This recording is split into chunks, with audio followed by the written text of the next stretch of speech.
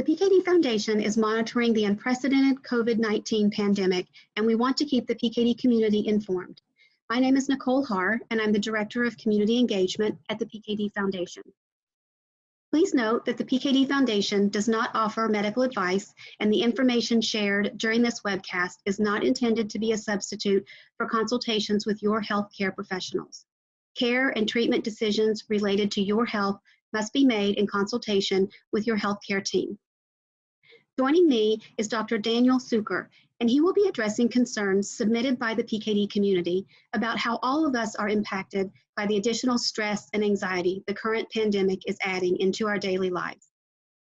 Cukor is currently the Director of Behavioral Health at the Rogosin Institute in New York City. He received his Ph.D. in Clinical Health Psychology from Yeshiva University Furkauf Graduate School in 2002. The bulk of his research has focused on psychosocial issues in patients with chronic kidney disease. He has received grant support for his research from a variety of local and federal funding sources.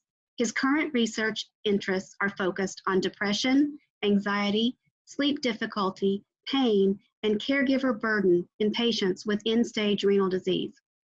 He has lectured nationally and internationally on psychosocial issues for patients with chronic kidney disease and has written extensively in the scientific literature, with his work cited over 3,000 times. He is also an editor of the upcoming volume, Psychosocial Issues in Chronic Kidney Disease. Dr. Cukor, I'm going to turn this over to you. Thank you very much. Thank you for the invitation to be here. I am very happy to be participating in today's webinar. Today I will be talking about COVID-19, PKD, and stress. So first, disclosure, I have no conflicts of interest that I would wish to declare for this activity. So before we can talk about stress and understand how people are doing, it's kind of worthwhile to do a brief check-in with how we are all coping. And I do this with a little bit of humor just to kind of check in with people to see how they're coping as opposed to how they hope they were coping. And the first meme I have here that is being circulated on the internet is how I pictured myself during the apocalypse versus what I really look like. And a lot of people really thought that they would do really well under times of stress, but we're finding out that we're not coping quite as well as we wished we would have. And the second meme that I have here is, me after I eat all of my quarantine snacks in one night. So some of us, might have started off preparing well for the challenges that we are all now facing, but as time has lapsed, we might not be coping quite as well as we had hoped or we had planned on initially. So it is useful, I think, to think about, what is stress that we're experiencing now and in general, so that we have a better understanding of how it might be impacting our health and our mental health at the moment. So if we think about healthy coping, if we think about somebody who's doing a good job at dealing with the adversity in their life, we think about somebody who understands that there is a difficulty in front of them, but they feel well-resourced to be able to deal with that challenge or that difficulty. So in this example, we can see that the demand is substantial, but this person looks like they might have the resources which are sufficient. They're both physically strong and they seem mentally prepared to be able to lift that weight. And then in a bit of a humorous way, when we are not coping well, I think this is what we all feel like. So the weight is exacerbated. It is much worse than it perhaps seems. And we also seem woefully unable to be able to rise to the challenge that is in front of us. So as we're all coping with different feelings, stress is really, a main part of the experience that we're going through in the coronavirus epidemic. So I think one concept that I would like to talk about is something called allostatic load.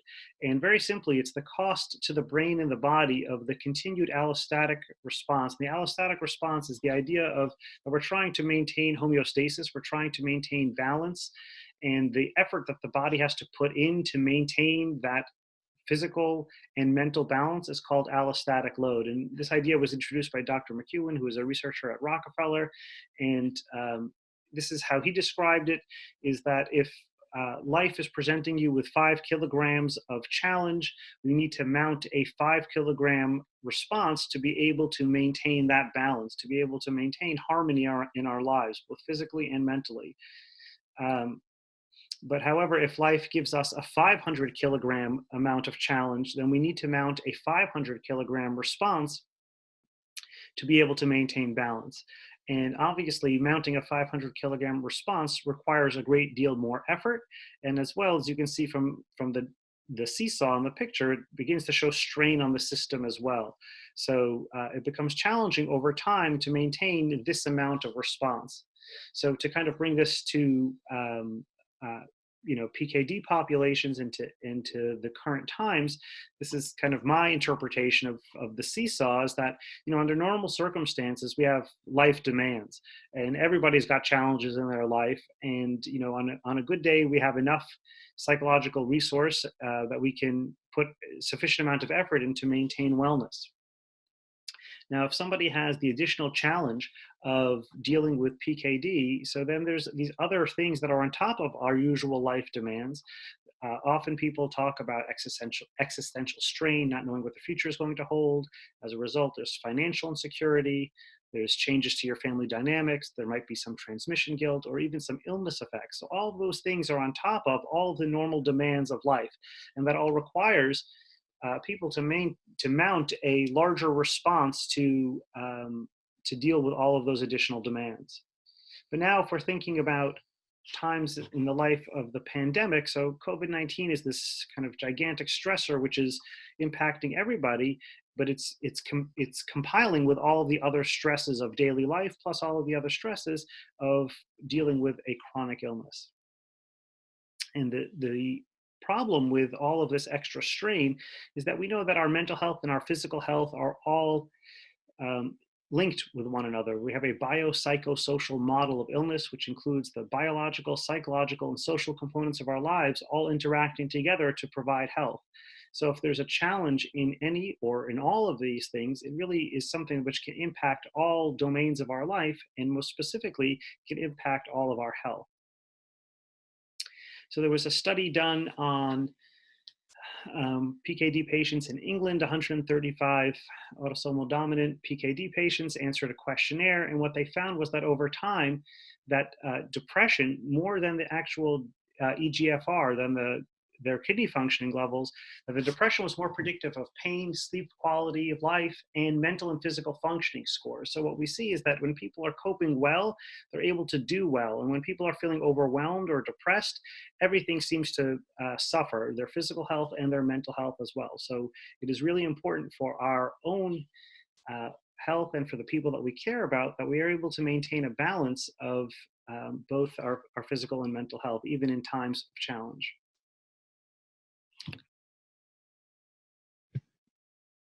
Thank you, Dr. Cukor. At this time, let's transition into some of the questions that were submitted by the PKD community. The first question is, we did receive comments and questions about increased worry and stress trying to manage day-to-day healthcare needs during a time when doctors and healthcare facilities may be overwhelmed. What strategies do you recommend to help? Well, that's a really great, it's a really great question. And I think, a lot of people are really just overwhelmed with their thoughts and really worried at this point, and totally understandable. But what I've been encouraging people to think about is the difference between productive and unproductive worry. And what I mean by that is, from an evolutionary standpoint, anxiety or worry exists because it's really a prompt to action. It's a call for us to think about what might be down the road now so that we can respond to it before it's a disaster. That's why we have savings accounts, people have life insurance. So if we weren't worried about the future, then we wouldn't behave the way that we do now to prepare for it. So that's all productive worry. But then, at some point we say, well, we've done everything we can to prepare for what's down the road, or as best as we can to prepare for what's down the road, and worrying about it anymore is no longer cueing us to action or prompting us to do anything about it, but really it just goes around and around to spiral us into unproductive worry and to really, to suffer negative effects of that worry. So the way that I would encourage people to think about it is to evaluate the usefulness of their concerns. And if you can't change it, then there's really no value in worrying about it. And then find ways to get your mind off of the topics that you are worried about. And here is a tweet that has been going around. It says, "For the first time in history, you can help save humanity by sitting on the couch, watching TV, and surfing the internet. For God's sake, don't mess this up." I think for a lot of people, the anxiety is like a cue to action. We want to do something. So it's pretty unnatural for us to kind of sit back and do nothing as a response. But if we can think of doing nothing as more of an active response, that we're staying home, we're staying safe, we're caring about the people that we need to, that might make us feel a little bit better about being kind of actively engaged in the response. Another thing that I would recommend is that for a lot of people, they're very future oriented, and that is usually a pretty good quality in people, right? You can go to school, you can deal with stresses now so that you can hope to have some gains in the future. And that serves people well during most circumstances in life. However, this is one circumstance in life where I would really encourage people to have a more present orientation. That when you start thinking about the future, it becomes very difficult to imagine what that future is going to be with any degree of precision at this point. So there's really not much use or value in it. So what we should try to be thinking about is thinking about, what do I need to do for myself and my family to be safe for the next 24 hours or for the next week? We don't know what the next week might bring in terms of health concerns. It might be better, it might be worse. It's too unclear for us to know. So that worry is not helpful at this point. So again, just focusing on what we know now and what we're able to do to get through today, to get through this week. Do we have supplies? Do we have the things that we need to get through so that we're able to maintain our health and our family's health? And for a lot of people, we've all been through challenging times before. And even though this is pretty different, we are bringing resources with us. We have coped in the past with challenging times, and we might not be able to cope exactly in the same way that we have in the past. But let's not lose ourselves in this. Let's kind of remember, we all have strengths. We all have different parts of our personality that will do well in different circumstances, or we have different strategies that have served us well in the past. Let's not forget those things, but let's kind of remember the things that we've done in the past and try to revisit them and do them again now. And then finally, I think the most powerful concept that I think about for myself is the difference between, having acceptance and control. And, this is a little blurb about raining. So it is raining, and what acceptance doesn't look like is, I don't like rain. I wish it wasn't raining. My day would be better if it wasn't raining. My day is ruined. Every day is like this. It's always like this. Why does it always rain when all I want is it for it to be sunny? And acceptance looks like, it's raining. Yep, it's raining. And what I would say now is that, it's raining. This is a really difficult time that our country is going through at the moment. And all of that energy and effort about expressing how much we dislike this is not really productive. At this point, what we can do is we can just accept the fact that this is what's happening right now. And we are just enduring a difficult time. And the goal for right now is to endure, is to make it through. And hopefully tomorrow or tomorrow's tomorrow will be a bit better. But for right now, it's not about changing it or solving it. It's just about accepting it. And I have a quote here from Michael J. Fox, who is dealing with a different chronic illness, but he says, "Acceptance doesn't mean resignation. It means understanding that something is what it is, and there's got to be a way through it." So I think that's where we probably are as a society now, that unfortunately Corona or COVID-19 is what it is, and there's got to be a way through it. And unfortunately that way, I think for most of us, just means lying low and just waiting for this to pass. And while that's difficult, that's just where we are right now, and that's what we need to be doing to stay safe. Caregivers also have added stress. Caring for a loved one, managing day-to-day health needs with the added worry that their loved one could get this virus. How do caregivers know when they need to take time to care for themselves? Another excellent question. So caregiver burnout is a real concern for caregivers of all types of illnesses. And in particular, when there's all this extra additional stress, like I kind of talked about in the beginning, just this stress that's out there in the universe at the moment, it really just becomes all the more compounded. So some specific things to look out for to see as a caregiver, if you're experiencing some of these signs, it might be time to pursue some more aggressive treatments. But feeling overwhelmed or constantly worried, not being able to relax, feeling that constant burden is a sign that burnout is either imminent or upon us. Feeling tired often, getting too much sleep or not enough sleep, change in weight, irritability, angry, out of character, emotional responses, losing interest in activities that you used to enjoy or feeling sad, frequent headaches, body pain, or other physical problems, just not feeling well, not feeling like your usual self. And of course, abusing alcohol or drugs, including prescription medications, these are all signs that the caregiver is experiencing too much burden and is crossed over to burnout. So, as a caregiver, we know that caregivers are at higher risk than people who are not caring for others for both health concerns and for emotional health concerns, for depression and anxiety. So what we want to emphasize for everybody is that it's really important that you take care of yourself so that you are able to take care of the people that you care about and the people who are depending upon you. And some tips that I've put together for caregivers is in this time, it is particularly challenging, but maybe even all the more important to take time and space for yourself. And depending on your living circumstance, that might be quite challenging. Some people are unable to kind of rely upon professional help that they normally have, or they might live in a space that doesn't allow them too much personal space. I encourage you to be creative. To be recharged. Every person needs a little bit of time and a little bit of physical space for themselves to engage in activities that are meaningful to them.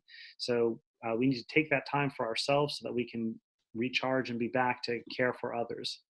To understand that if we are really desperate and we are not coping well with the strain, that it's okay to accept help and to ask for help.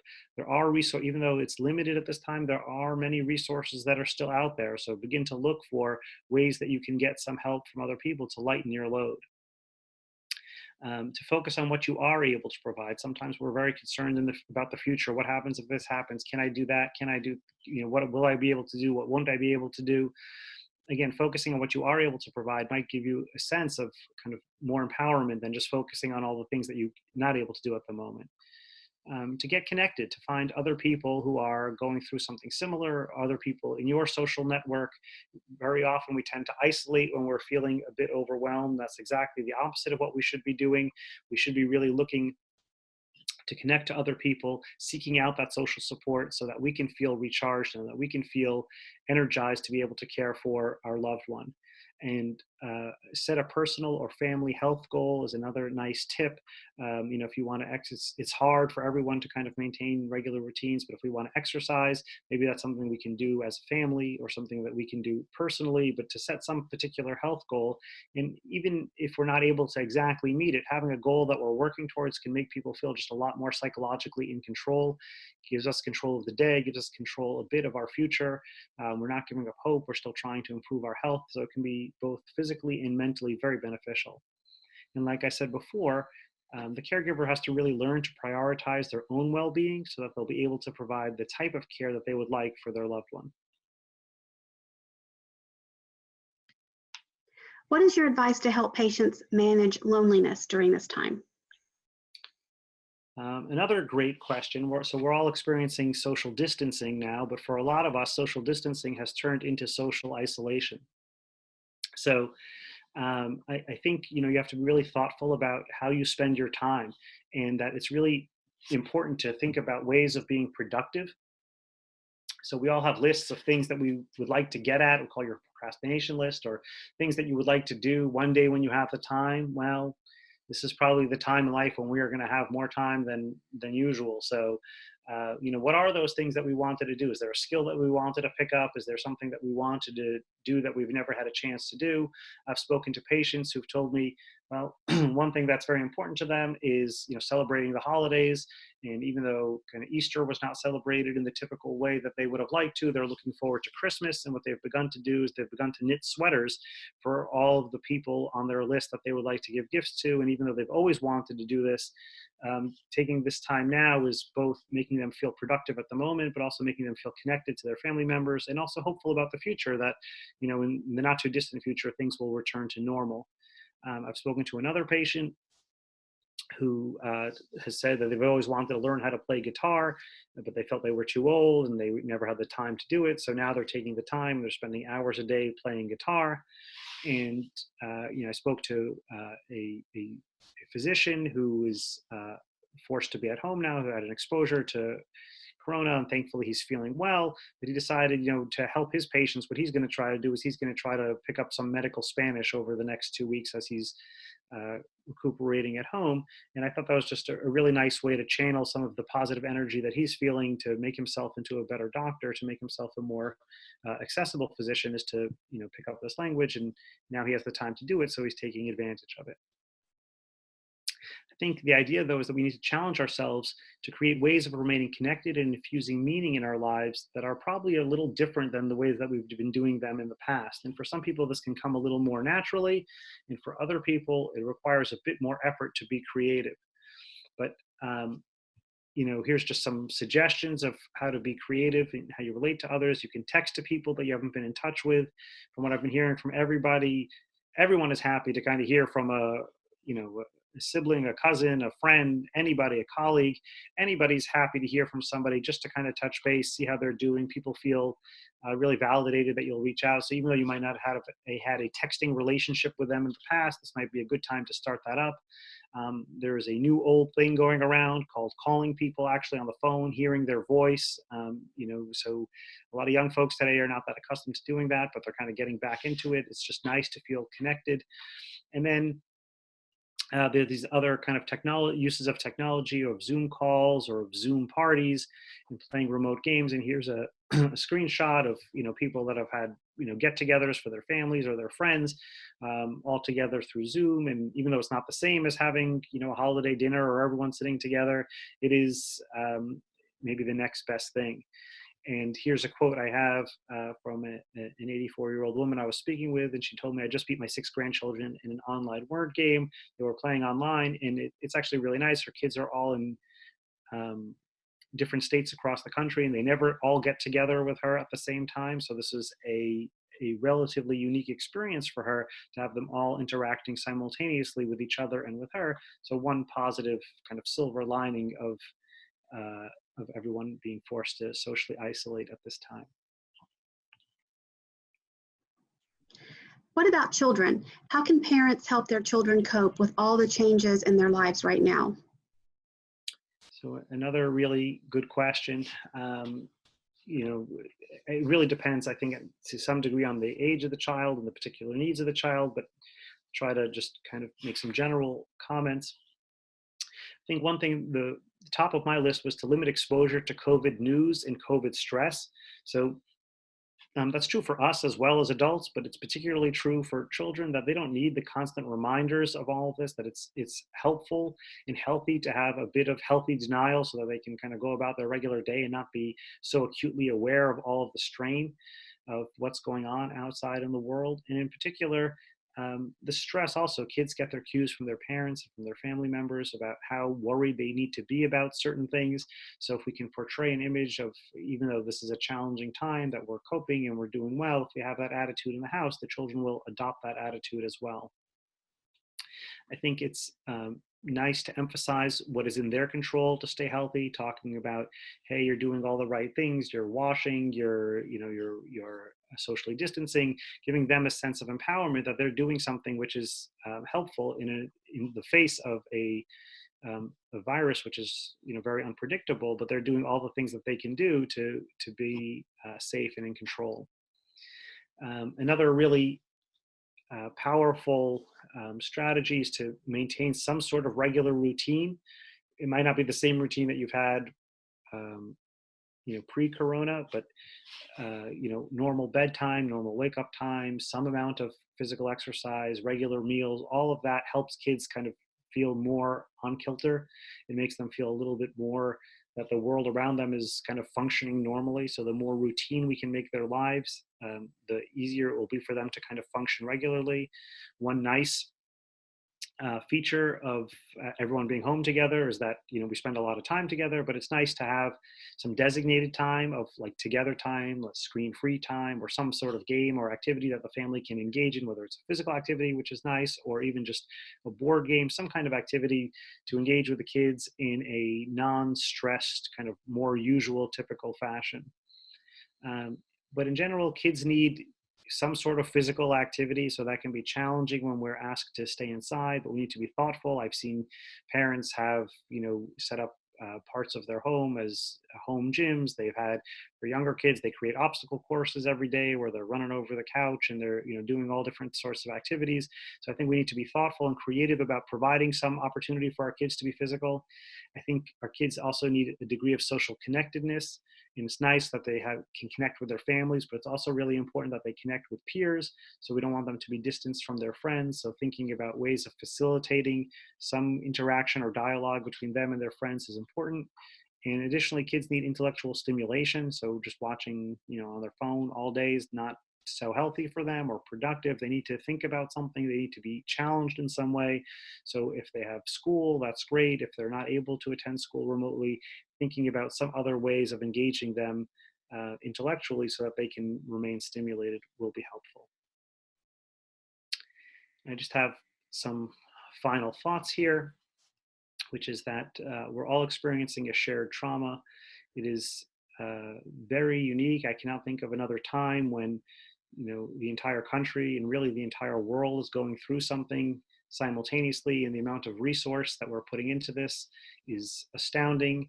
But we should acknowledge it, it is what it is. This has been a very difficult time for a great number of people throughout the world, and this will be a defining point for many of us. But it's also important to remember that this is temporary and things will get better. So, while we're thinking about productive versus unproductive worry, we can also think about, thinking about thoughts that are more discouraging or thoughts that are more encouraging. And I encourage people to choose hope, that there are signs that things are already beginning to improve.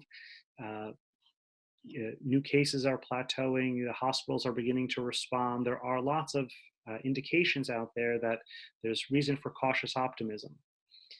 But we have to also acknowledge that this is a bit more of a marathon than we had thought in the beginning, not a sprint. So a lot of people that were coping well in the beginning thought that they could kind of just muscle through and do what they, whatever they could do to just make it through. But now we're realizing that, several weeks of that is a really long time to go through. We're not exactly sure how much longer it will be, but we need to really be thoughtful that this is not just a short-term solution. We need to develop a plan for active coping. So we need to understand ourselves, understand our vulnerability, and develop a plan that says, look, I know what I need, and I need to include some physical activity. I need to include some more social connectedness, to do a bit of an assessment of ourselves and see where we might benefit from a bit more effort on our own part to care for ourselves.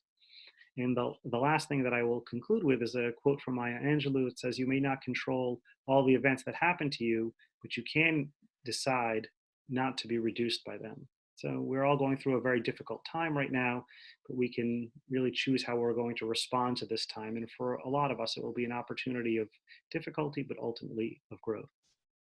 Thank you, Dr. Cukor, for helping us understand how to recognize and manage additional stress that everyone is feeling during this time. The PKD Foundation appreciates the opportunity to provide you with the best education possible. Please take a moment and complete the brief survey included with this recording. We appreciate your feedback, and your responses will be used to develop additional resources and programs in the future. When you complete the survey, please include additional topics that you would like for us to address in future webcasts. If you have questions you'd like to directly ask the PKD Foundation, please email us at pkdconnect@pkdcure.org, and a member of the PKD Connect team will get back to you. On behalf of everyone at the PKD Foundation, thank you for watching this recording.